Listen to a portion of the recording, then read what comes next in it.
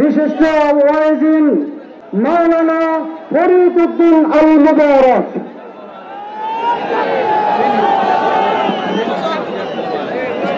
আসসালামু আলাইকুম ওয়া রাহমাতুল্লাহি ওয়া বারাকাতুহু।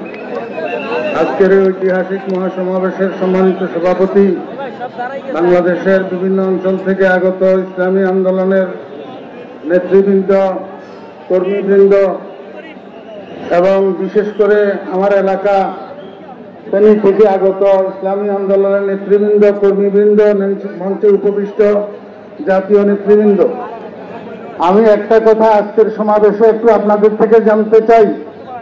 ইসলামী আন্দোলন বাংলাদেশ কি আওয়ামী লীগের দালাল? কি বলেন আপনারা? আওয়ামী লীগকে এদেশ থেকে বিতাড়িত করার জন্য বৈষম্য বিরোধী ছাত্র আন্দোলনের সাথে ঐকমত্য পোষণ করে ৪৪ ধারা ভঙ্গ করে মিছিল নিয়ে বের হয়েছেন আমাদের প্রাণপ্রিয় নেতা সৈয়দ মোহাম্মদ ফজলুল করিম দামান সরকার। কিন্তু আমরা ইতিমধ্যে দেখতে পাইতেছি ফেসবুকের মধ্যে এক বেয়াদব তার আইডি থেকে প্রতিনিয়ত প্রচার করতেছে ইসলামী আন্দোলন আওয়ামী লীগের দালাল। এর থেকে আমরা যেন প্রতারিত না হই।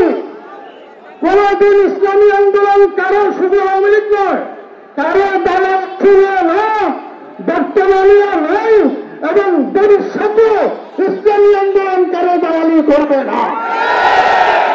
শুধু একটা কথা বলে আমি শেষ করতেছি, আমার সময় 3 মিনিট।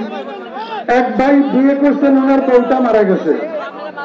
এখন বউ মারা যাওয়ার পরে ওনাকে সবাই বলতেছে ওনার একটা শালী আছে, শালীটা বিয়ে করার জন্য। তো উনি বলতেছেন যে আমি শালীটা বিয়ে করবো না, কারণ আমার বউ যেটা মারা গেছে সেটাও তরকারি রান্না করতে জানে না, একদিন লবণ বেশি, একদিন মরিচ বেশি। এখন যদি শালী বিয়ে করি তো এটাও তরকারি রান্না করতে জানবে না, একদিন লবণ বেশি, একদিন মরিচ বেশি হবে।